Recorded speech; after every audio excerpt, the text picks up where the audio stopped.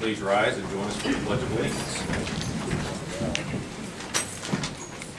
Pledge allegiance to the flag of the United States of America and to the republic for which it stands, one nation, under God, indivisible, with liberty and justice for all. Mr. Clerk, could I have a roll call, please? Alderman Bowman. Present. Alderman Bachman. Here. Alderman Reese. Alderman Milner. Present. Alderman Dickerson. Here. Alderman Long. Absent. Alderman Turner. Here. Alderman Levinson. Here. Mayor absent. Here, we do have a quorum. Good evening, everyone. We do have a ceremonial matter tonight. We're recognizing an employee for 20 years of service. Christy, if you could join me up here, please.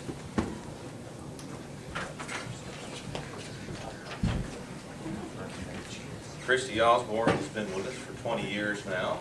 I don't remember, have you been with Animal Control the whole time? Yes. That's what I thought. And I was part-time before that.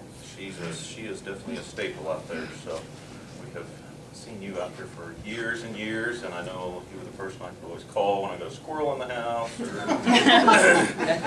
the dog that I needed to locate, so she's been helping people in this town for a long time, and we really appreciate all the hard work that she's done, and I'd like to present you with this certificate on behalf of myself and the Board of Aldermen. We'll get a picture here real quick. There we go. That's right.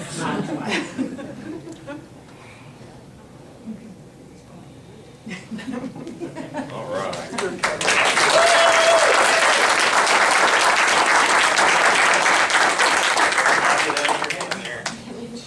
That's right. Thank you.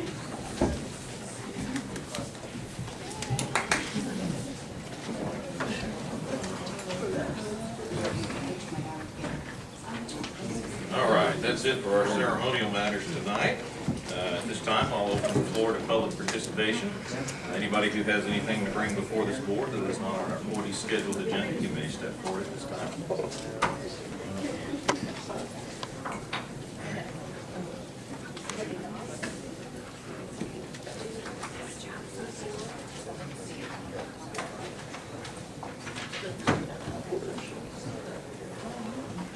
Good evening.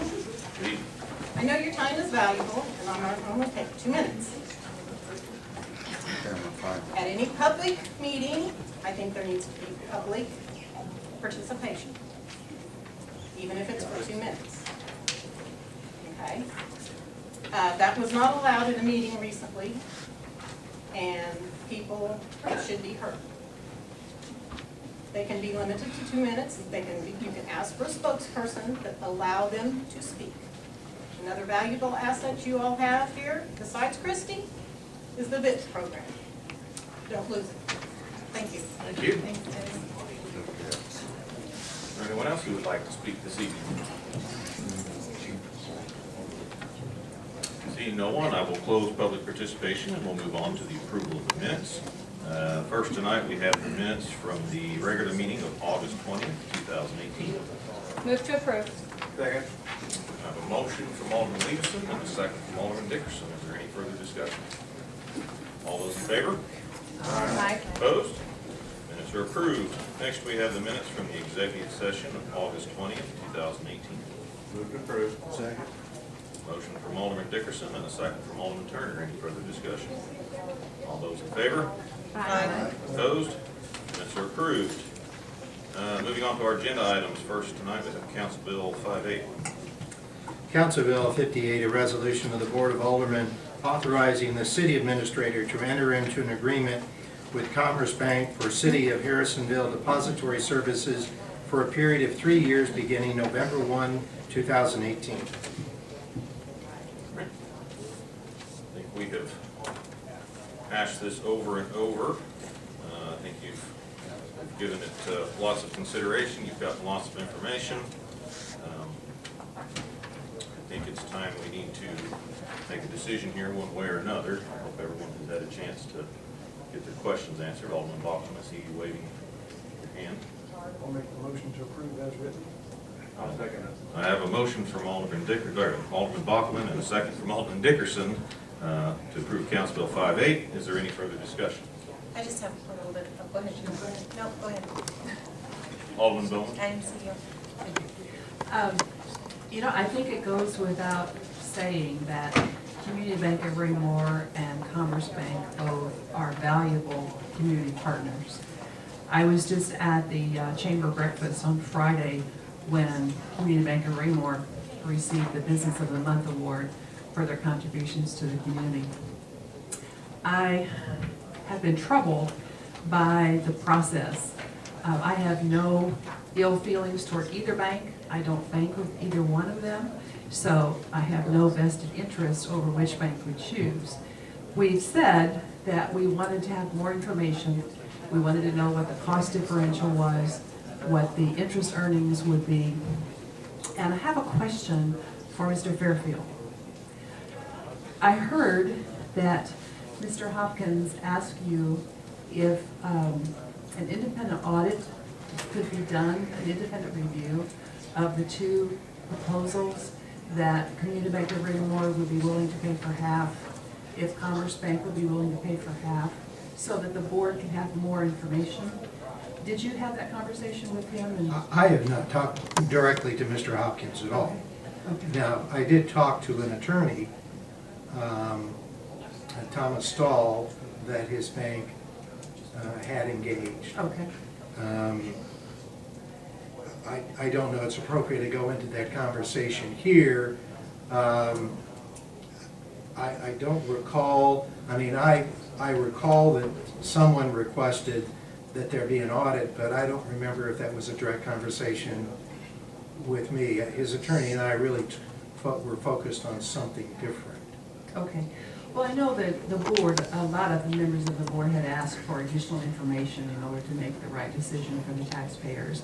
And it's unfortunate if that offer was made by Community Bank of Raymore. It's unfortunate that we weren't able to negotiate that and take advantage of that.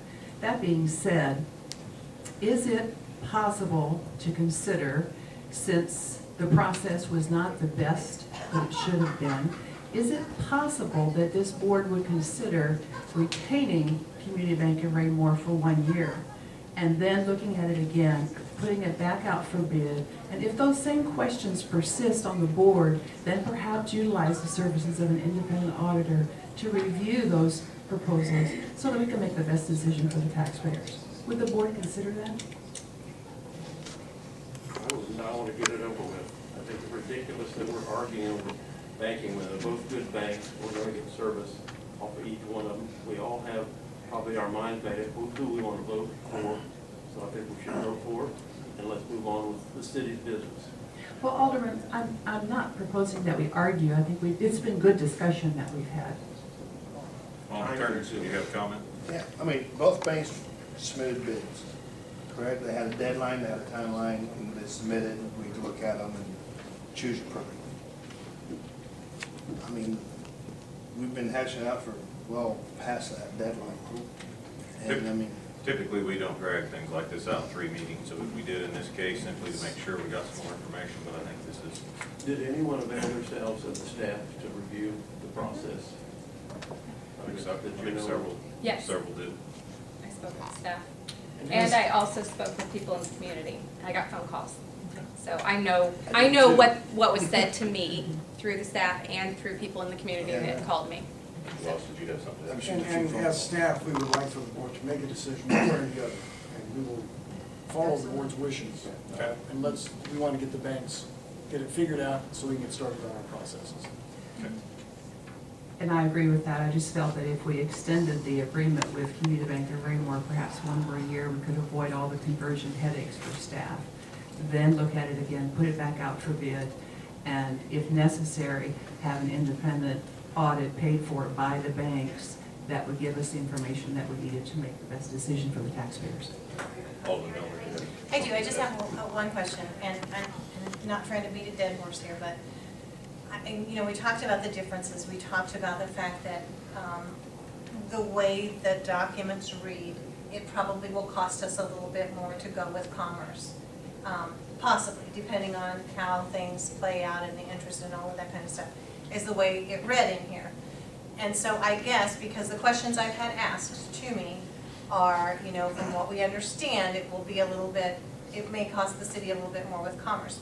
My question though to you, Marcella, is, as someone who deals with this on a daily basis, the both of you, you're confident enough that if it does cost us a little bit more, that the benefits you feel like you will get will outweigh that? I think,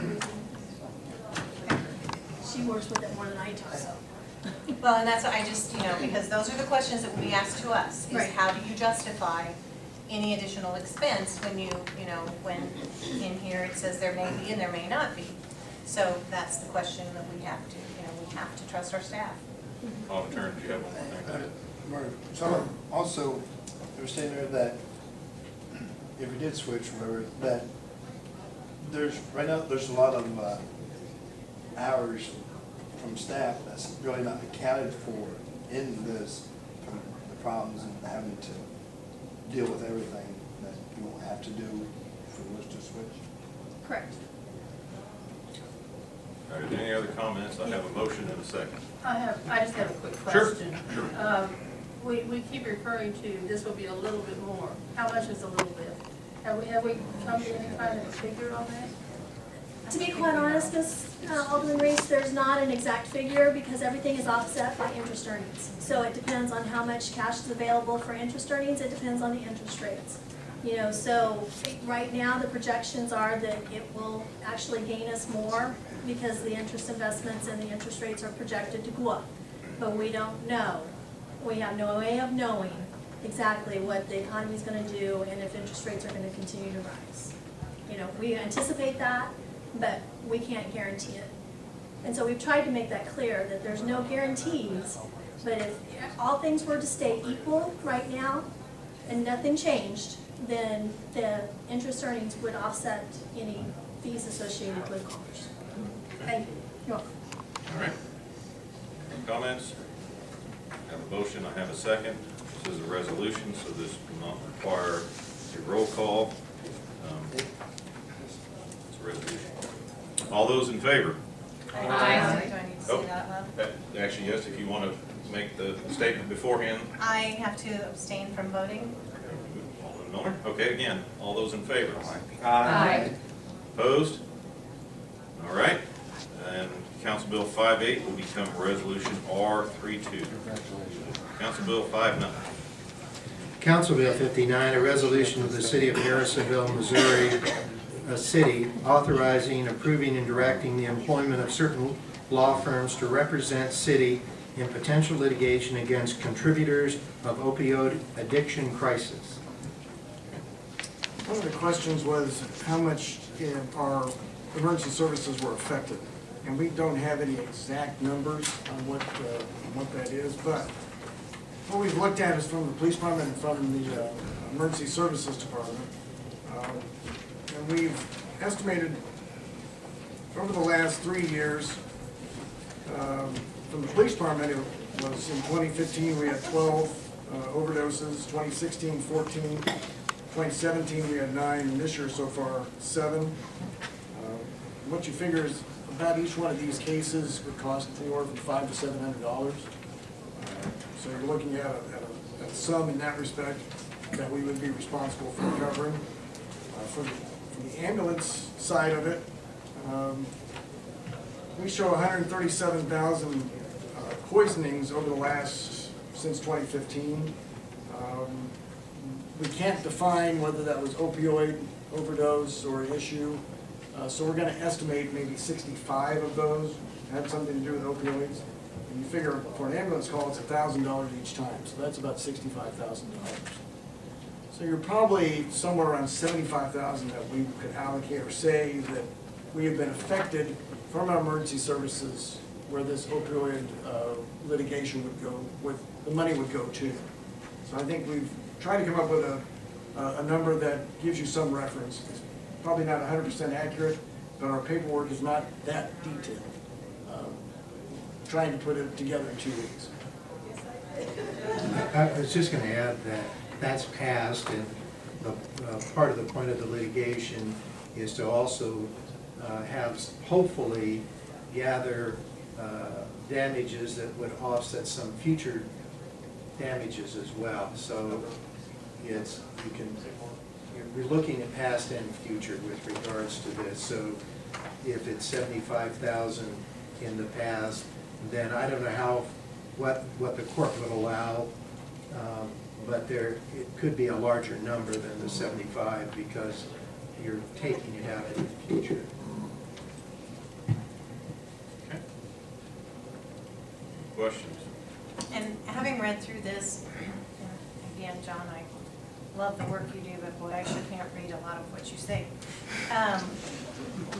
The way this reads, there will be no expense to the city any way, shape, or form, correct? Unless there's Unless there's a settlement. Unless there's a Then we'll pay our settlement or, portion. right, Okay. exactly. Okay. In fact, I offered several changes to their legal services agreement to clarify several sections with respect to that issue. For example, it was unclear to me if there was an equitable settlement, were they talking about an equitable settlement that was contributing, for example, to some program? Well, unless it's a dollar figure where the city's fee can be taken out of those dollars that the city would receive, there's still no cost to the city. So we clarified. Happy and I went back and forth with the law firms involved here on several issues to address those things. And FYI, one of the attorneys, Dylan Jensen, that's part of this group out of California, he is a licensed Missouri attorney as well. He's from the Kansas City area. So. I have a couple of questions for Mr. Fairfield because it's a legal matter. I was reading through the material and it does talk about a 20% contingency fee after court costs are paid. So I think, we have to take into consideration that there will be other fees. It's not a 20% off of the settlement that we have to pay court costs. Well, the way we clarified the language would be if the city only pays if There's a recovery. If there's a recovery. Correct. Okay. So there's a clarification between expenses and court costs in the document. As I understand the agreement now, and as I would read it, and there was some language that I put in to clarify this as well, is if you had a judgment, they get their, this is by law, they have to request an attorney's lien on the entire amount, but the expenses of litigation, which could be certain things like expert fees and other things like that, that would be much higher than court costs, come off the top before they calculate their 20%. Then they calculate their 20%. Court costs would still come out, so you'd pay 20% plus court costs before you got the final number to the city, but court costs, the city share of court costs should be minimal. And then the other question I had was, I read in the material that sometimes this litigation can go on for several years. Absolutely. 6 to 8 years, was mentioned in the material. My question then is, I certainly want to do everything we can do to fight the opioid crisis. I have a little bit of a concern, I guess, in binding the next Board of Aldermen to this contract. If this is something that's going to take several years to come to fruition, then we're actually binding several future boards of aldermen, are we not? Not necessarily. No. Only if they don't take any action. I mean, under Missouri Supreme Court rules, you can essentially terminate this type of an agreement at any time. Now, anything that has happened to that point, you could be liable for. So if there is ultimately a settlement and some money comes back to the city, they would still have a right to say, hey, you have to pay your fair share if the city is going to get anything. If the city decides to walk away from the litigation, or a future board does, they have that right. Okay. Thank you for the clarification. Okay. Any other questions? to approve. Second. A motion from Alderman Dickerson and a second from Alderman Levison. Is there any further discussion? All those in favor? Aye. Opposed? Council Bill 5-9 will become Resolution R33. Next item is the Harrisonville High School Homecoming Parade 2018. So Emily Williger is here from the schools. They have requested, and the chief, by the way, is not here, he's at a conference. So I'm covering for him. They are looking to change the route of the parade for the homecoming parade. They're looking at crossing Highway 7. We have never had a parade. Oh, yes, we have. Okay, in the recent past, that I'm aware of, so we've never had anything cross the highway. 4 years around. Don't you agree, Clint? We have, do you remember Yes. that in the past? Yes. No, it's a positive, absolutely It's a positive. long time ago. The picture didn't come out right in the packets. I have put this by your seats. It's another picture of the parade route. And we a brought lot- packets for you as well that with our presentations. So, turn it over to you, Emily. Well, hello everybody. My name is Emily Terwilliger. I'm a teacher here at the high school. I teach high school history and I also sponsor the student council. With me today, I'd like to introduce, and we want to do a walk-up, like it's a grand introduction. So we have our president of our student council, who is Leap Q. He's here for moral support. And then our committee chairs, we have Alec Baker, who is the committee chair. Bronson Lee is our co-chair for this committee. And then we have several committee members, and Rebecca Bartlett is here with us today as well. And so they're going to present our proposal to you about the new parade route and why we have decided that we would like to change this up. So I'm actually turning it over to them, so I have become moral support from this point forward. Your support is much needed.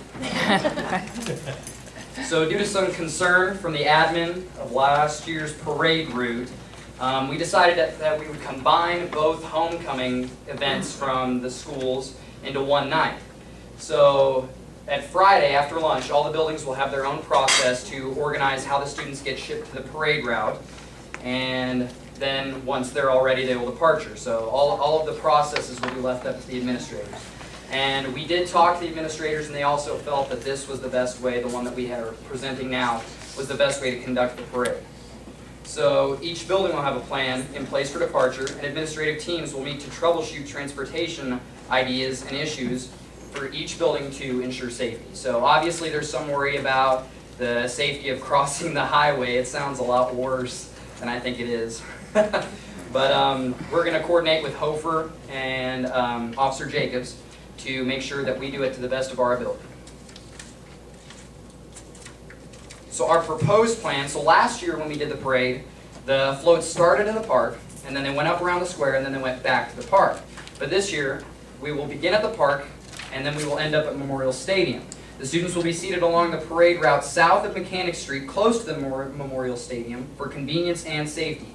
This way that we don't have to, take into instructional time to get each student to each place, because, it's a lot of students to get on each bus. The parade will begin at 12:45 p.m. and it will lead into the citywide pep rally at 2 p.m. And we also felt this way because last year students went around the parade route back to the park, and the ones that wanted to attend the pep assembly had to make their way back to the stadium. I had to speak and help at the pep assembly last year, and I had to do the very same thing. I had to hitch a ride with some friends. But yeah, so we think that this is a much safer way of doing things. All the floats will end up in Memorial Stadium at 2 p.m. for the pep rally. And on map B, we have our proposed route. Should be the right one. What we're going to do is we're going to cross Mechanic, and we're going to loop back to Memorial Stadium via Washington. So we were going to have someone at the intersection to monitor traffic movement. So the plan is since it's all going to be safer, like I said, crossing the highway, it's kind of a big deal, and we haven't had it happen in a while. But when we do this, we're minimizing the transportation of students, and we're keeping them all in one place, and it's all going to get done much quicker, and we're not going to cut into as much instructional time. And so we're going to use Washington to loop through and intersect at the stadium, where the parade will end and the rally will start.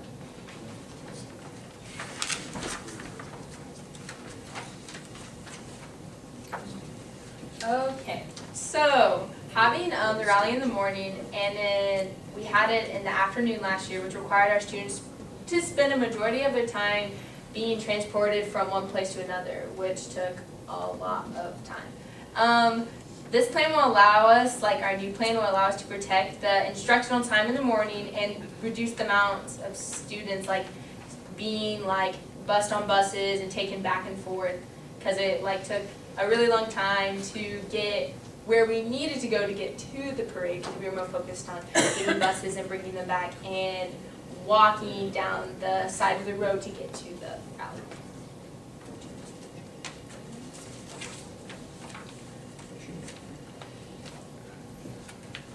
Instead of having the parade move back to the park like last year, we're hoping the parade will end at Memorial Stadium in the parking lot of the ECC and the middle school. This will allow for all of those participating in the parade to be directly transported to the rally, once again minimizing how many times you're transported. This is only once. Student spectators will already be on the south side of Mechanic. The citywide rally will begin once the last float is unloaded from the stadium. Ending the parade at the stadium allows for all student spectators to be located on the south side of Mechanic, which is a lot safer, and those students participating in the parade will be transported by vehicle across Mechanic in a controlled way, eliminating much of the student pedestrian traffic across Mechanic. Nope, I'm still here. If you guys would like to look, I believe this is map B. You can see where the floats line up at the park. And then I can't see, I believe that's Bradley. And then the route is the same until we hit the southwest corner of the square, the same as last year. At this point, the parade will continue down Independence to Washington. The parade will turn east onto Washington and continue onto the stadium. Floats will end in the parking lots of the ECC in the middle school. And then if you guys, I believe it's map C in the back of your pamphlets. This highlighted area is where we feel we will be most impacted by the parade. Those areas north of the square have been impacted the last few years and are very aware of the traffic issues during the parade. Those areas south of the square will be new to the parade. We will distribute letters to everyone impacted like we've done in years past and ensure everybody knows about the new route. The parade crossing Mechanic is the biggest concern issue right now. This map is not in your pamphlets, however you can still refer to map A or B. Much like last year, it's gonna start in the parade is gonna start in the park. Floats would loop around the north and west side of the square. The square is historically where the parade has always been. Floats will cross Mechanic at the four-way stop, which will be controlled by an officer just to help everyone get across more safely. Floats will travel east along Washington to Memorial Stadium, and floats will end once again in the ECC and HMS parking lot. The parade will continue. After talking with Chief Hofer and the Administrator Welch, we believe the best option for us now is to follow traffic laws and already established at the four-way stop to avoid a major backup on Mechanic. We are requesting police assistance at the intersection to ensure traffic flows smoothly. Our school resource officers have already visited with us about how this could work, and we feel that the best thing to do along Independence is to divert traffic at Independence and Washington west off of Independence onto a side street to redirect to Mechanic. We would request police officer assistance with that as well. The other areas impacted by the parade will have advance notice to ensure a smooth transition as possible into the new route. On map B, the indicated areas are where we feel would be the most impacted. You can see on the bottom, it is highlighted where our students would be sitting. We also feel like this is safer because they're no longer crossing Mechanic to view the parade. Instead, once again, we're only crossing Mechanic once with our students. On the very back, the large map in the back of your pamphlet, these are alternative routes that we have found to help divert traffic away from the parade once it begins. Local traffic will have access to alternative routes in advance, so the impact on through traffic may not be as severe. Once again, I mentioned the student seating areas. This is one of our biggest concerns, and after the parade is done, they don't have to cross any more streets. They can just go straight to the stadium and view the pep rally.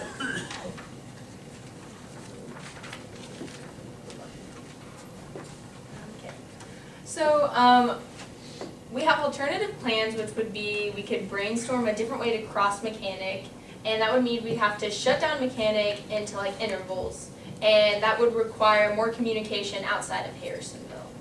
Or we could do what we did last year, and that is the time-consuming bus rides and walking to and from the events, and HMS and ECC students had to cross Mechanic as pedestrians.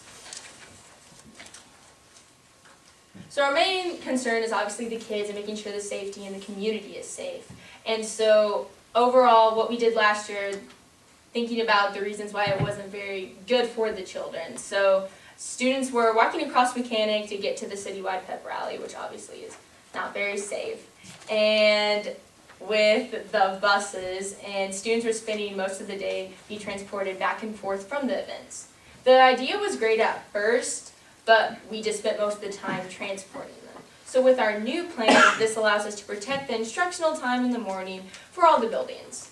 And with the waste of instructional time and the expense of taking up how much we had, with our new plan, the community members will be able to attend the event because it will reduce the time from work to half of the day instead of taking like a whole entire day to get everything done for the event.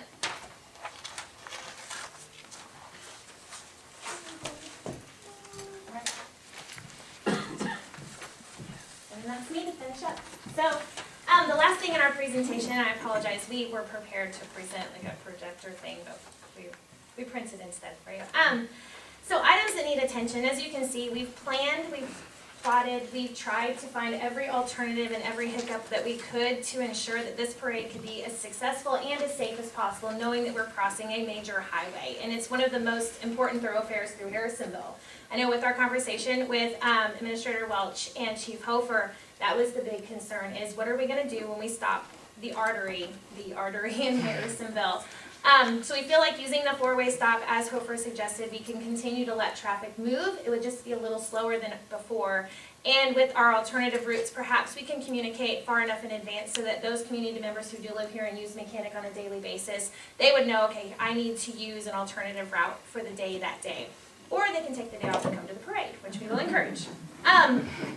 So some of the items that need attention, we need to plan the movement of students from the parade to the pep rally. If you look at your maps, you can see where we have students seated there along Washington Street.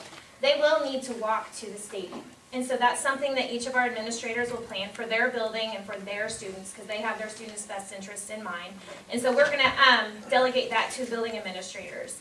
The ECC and HMS students will watch in front of their buildings, so there is no need for them to cross any major roads. They will be able to stay on their side of, I believe it's Finney Street and Highland, and then walk over to the citywide pep rally from there.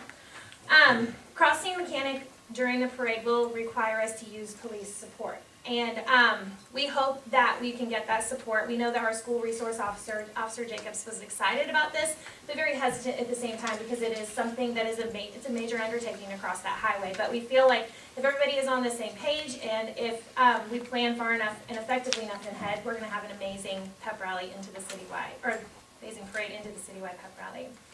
We also want to make sure we communicate early enough, and that's why we're here today, is we are a few weeks away from the parade, and so we were looking for your support in advance so that we can draft letters that would go out to the community, social media contacts, and as well as newspapers around Cass County, because we know that we want people to understand what's happening well in advance. Everybody likes a little advance notice when there's going to be a change, and I know that shutting down Mechanic before when we had the construction was kind of a pain for a lot of people, so we want to make sure we communicate as far in advance as we can.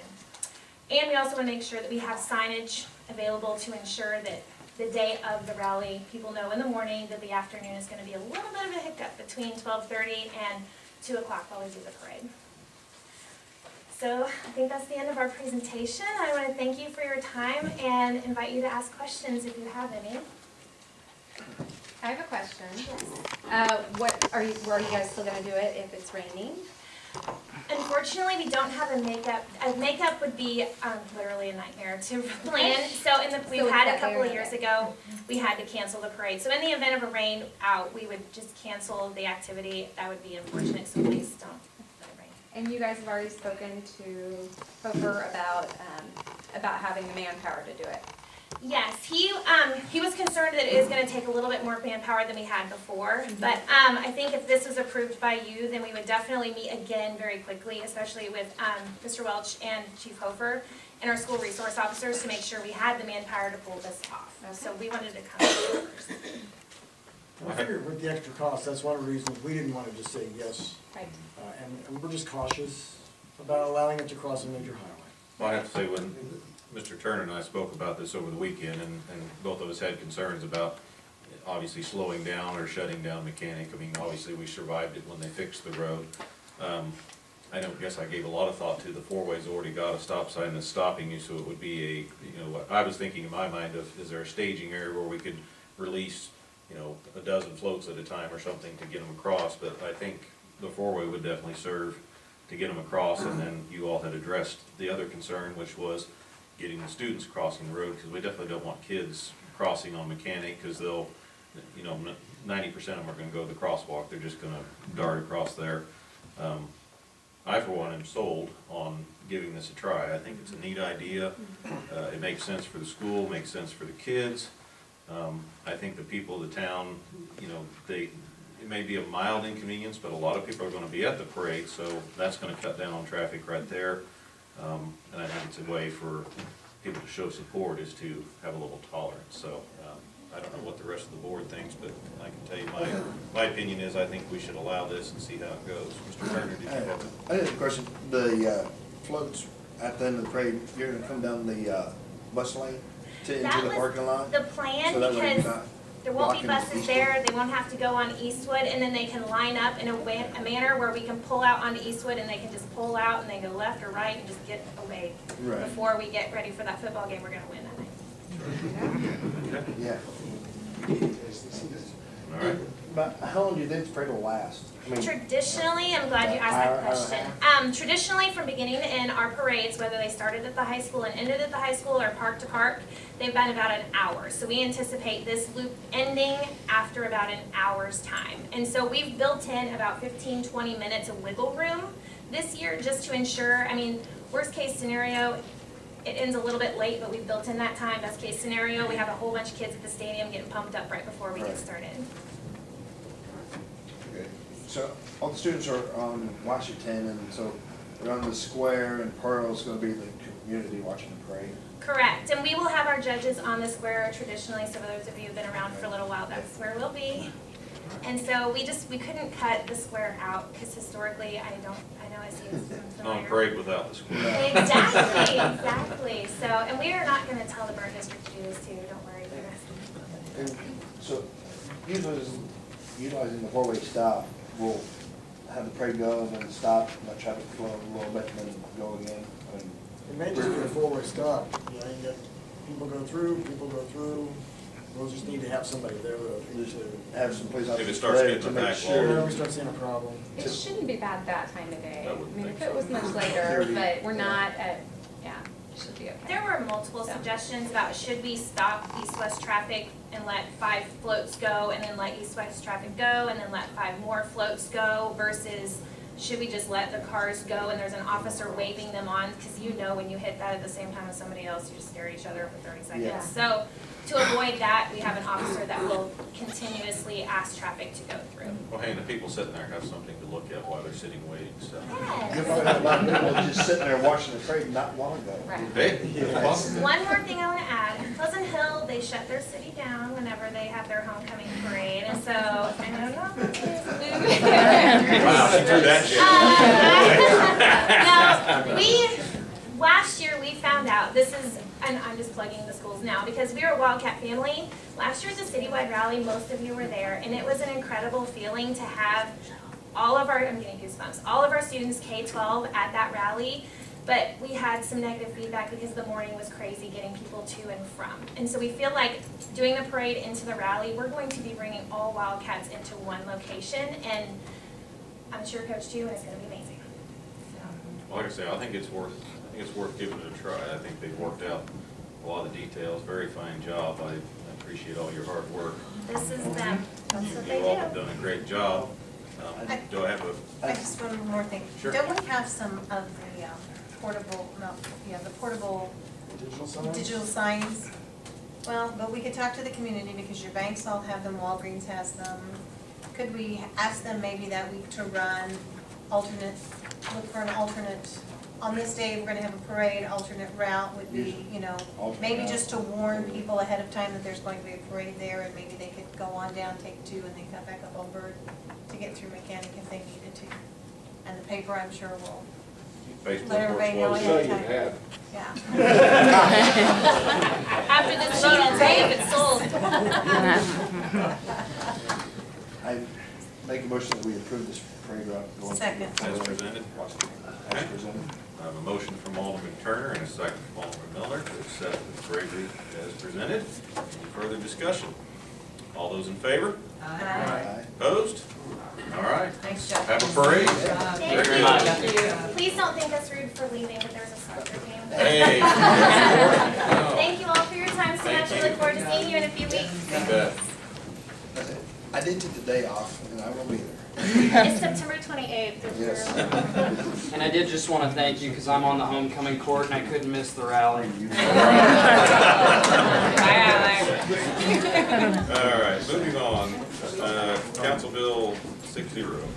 Council Bill 60, first reading, an ordinance of the Board of Aldermen authorizing the city administrator to sponsor transfer of $152,275 in unobligated, non-primary entitlement grant funds to the Missouri Department of Transportation and establishing an effective date.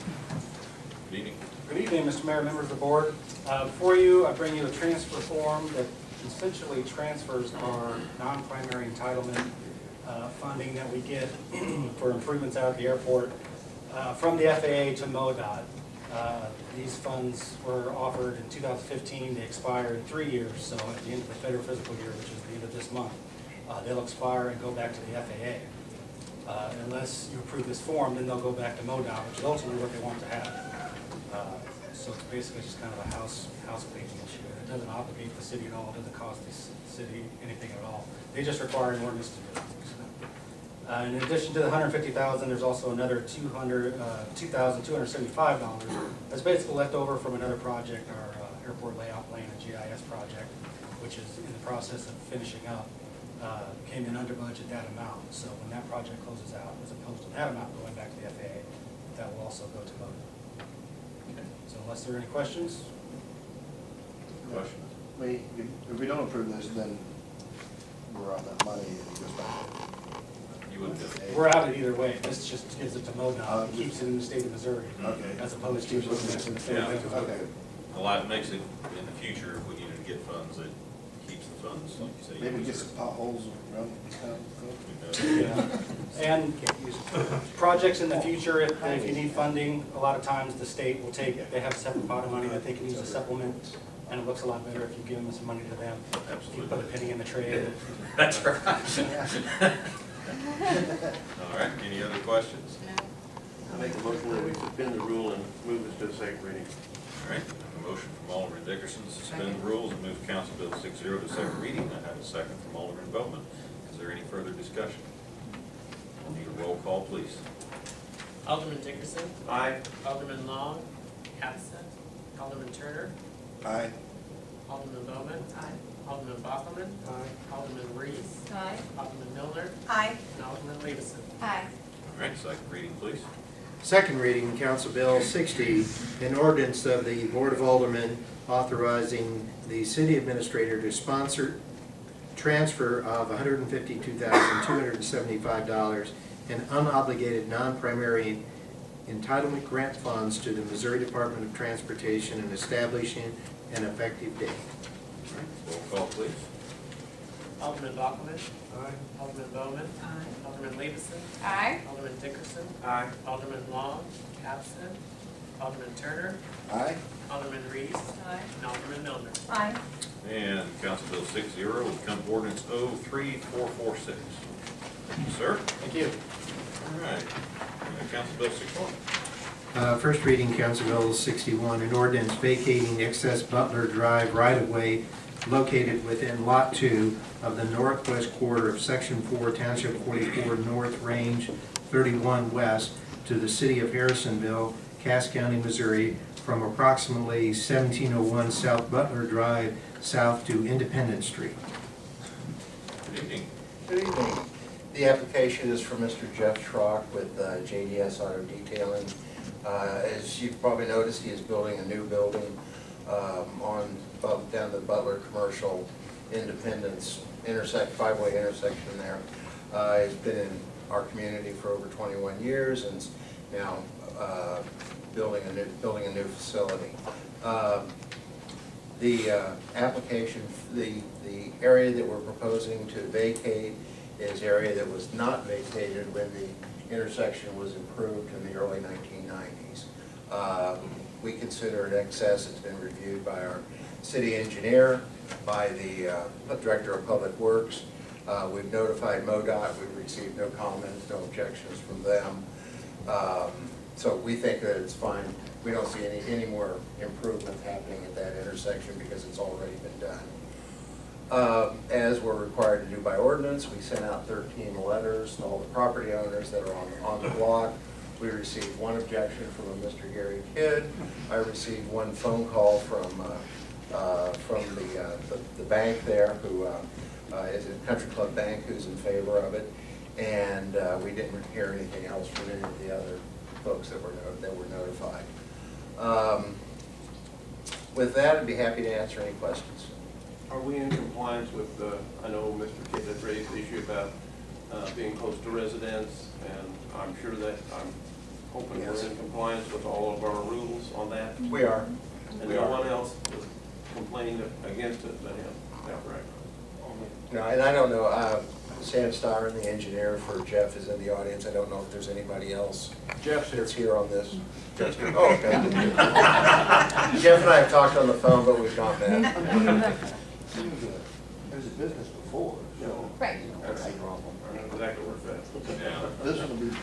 Well, it sounds like we had one in favor, one against, so that cancels each other out, so we're back to square one. So, I mean, is this roadway something that should have been done back after the upgrade and the intersection got redone? Yeah, I mean, they're not, like you said, they're not going to upgrade us any I mean, different, so, it yeah. should have been It's making not gonna change. back Yes, down. it should have been up there. It got overlooked or something? There Just wasn't hasn't a need, needed. probably. Right. And it doesn't adjoin Mr. Kidd's property, does it, in any way? It does not. It connects. It does not. No, No. he's on lot, he's 2 houses away. There are 3 properties that surround it, and he is not one of them. Correct. All right. So Roger, did you get any of those 13 certified letters back? They were certified, correct? Yes, they were certified. This vacation's a little different. You know, you change some of your notification. So we don't all now have to send the letters certified for a lot of planning and zoning things, but this is one item that's a vacation different. We do have to send them certified. I don't recall getting any back. Okay. One other question, is there any noise generated from this business that would disturb the area? You know, we've not received, I've talked to as many people as I could in City Hall, and nobody could remember any complaints, and we didn't have any record of any noise complaints.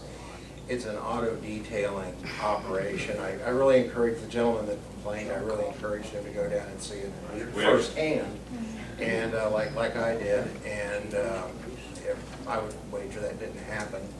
But We actually have Easy Scrape Detail Shop is in a residential area, very much the same distance from houses that Mr. Schrock's building will be. I've never heard one complaint about his business down there, and I don't foresee there being anything. I mean, the loudest thing he's gonna have would be maybe a buffer running on a car, and those aren't that loud, so. The other thing I would like to ask you is about lighting on the outside at night. What kind of lighting? Does he have any plans to put up any type of light? You know, I can't answer that right now, but, you know, maybe they can answer it, or we can get back to you on that. Excessive bright light. They'll be within code. It'd have to meet our, yeah, it'd have to meet our lighting requirements. Can't be worse than the filling station. Yeah, those are bright. Yeah, those are really bright. May not even need one, may not even need one with filling station, they did enough for you. Well, I don't know, I'm excited about having something new there. This Yeah. I mean, it was such a, it had gotten to be such an eyesore, I'm happy. Yeah. Any other questions? This is an ordinance, so we would need a. One housekeeping thing. Yes. There was a question about whether or not I had the address right in the ordinance. I had it down as 1801, 1807 South Butler. There was some question about is it commercial or Butler, and I double checked it on the county, the county records, and it is South Butler. It is 1701.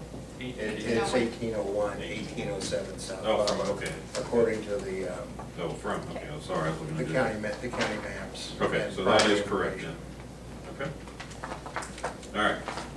All right, so I make a motion we suspend the rule, move to second reading. Second? I have a motion from Alderman Turner and a second from Alderman Levison to suspend the ruling and move Council Bill 6-1 to a second reading. Any further discussion? I'll need a roll call, please. Alderman Dickerson. Aye. Alderman Levison. Aye. Alderman Reese. Aye. Alderman Long. Absent. Alderman Bowman. Aye. Alderman Milner. Aye. Alderman Turner. Aye. And Alderman Bachman. All right, second reading, please. Second reading, Council Bill 61, an ordinance vacating excess Butler Drive right-of-way located within Lot 2 of the northwest quarter of Section 4, Township 44 North, Range 31 West, to the city of Harrisonville, Cass County, Missouri, from approximately 1701 South Butler Drive south to Independence Street. Okay, roll call, please. Alderman Turner. Aye. Alderman Bachman. Alderman Long. Absent. Alderman Bowman. Aye. Alderman Milner. Aye. Alderman Dickerson. Aye. Alderman Levison. Aye. Alderman Reese. Aye. And Council Bill 6-1 will become ordinance 03447. Mr. Schrock, we look forward to seeing your new building, sir. Thank you. Yes, we are. All right, that is it for our agenda tonight. Alderman and committee reports. Alderman Bowman. Thank you, Mr. Mayor.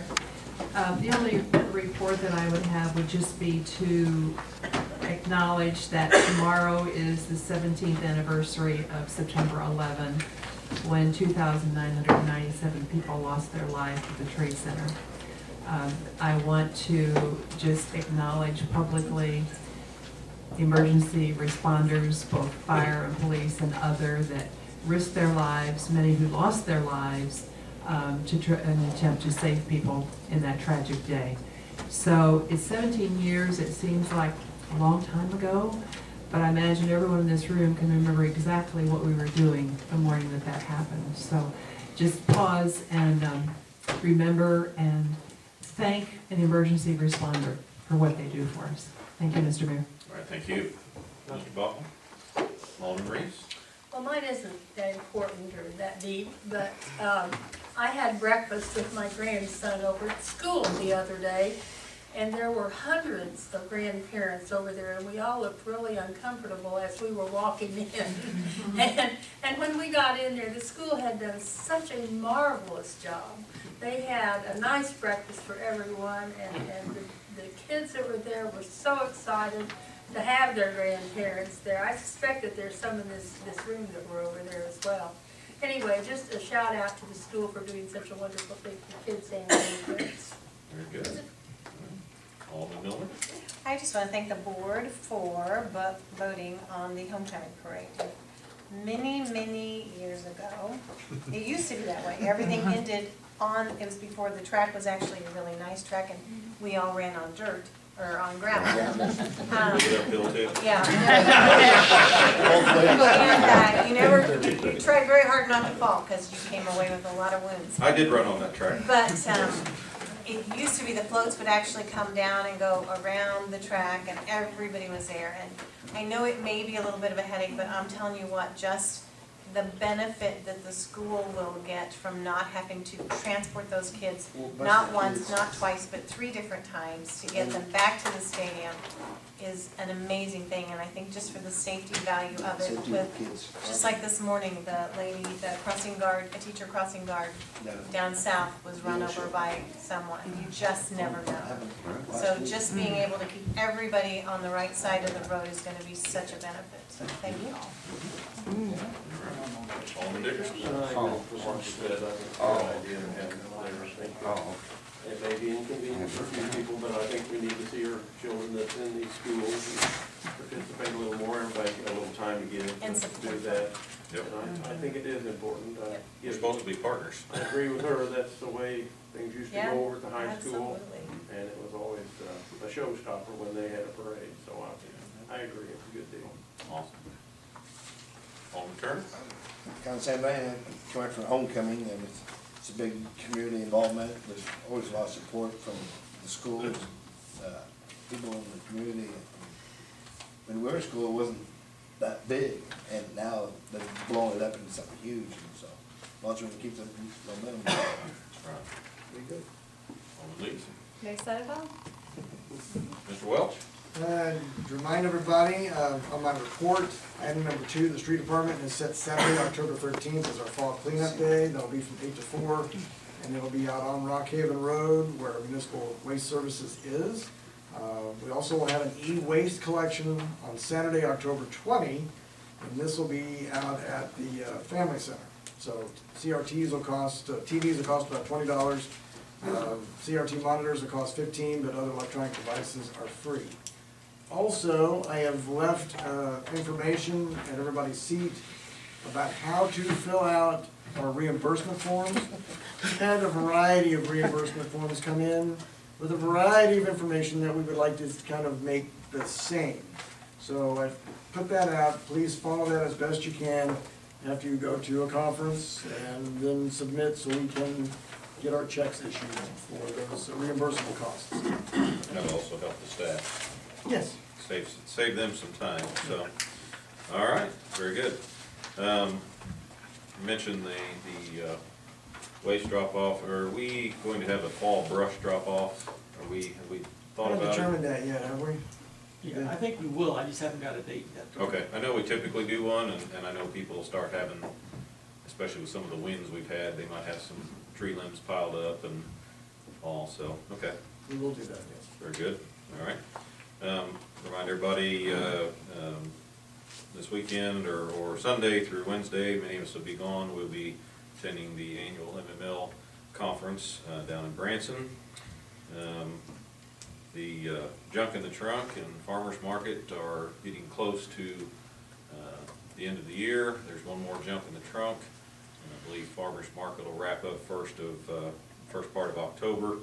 Had a pretty good crowd at the last junk in the trunk. It wasn't huge, but it was, I think there was quality over quantity. There was a lot of good stuff. I think the weather kept people away, but just when I thought that event was starting to drop off a little, I guess last month it had one of its record attendance, so a lot of people showing up for that.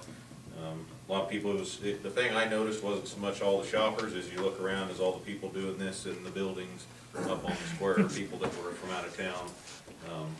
I heard, you always hear the rumors fly around, there's lots of people looking at buildings up there, so we have high hopes that somebody will find the building of their dreams up there, and we'll get a few more of those buildings occupied, and continue the progress we've seen up there.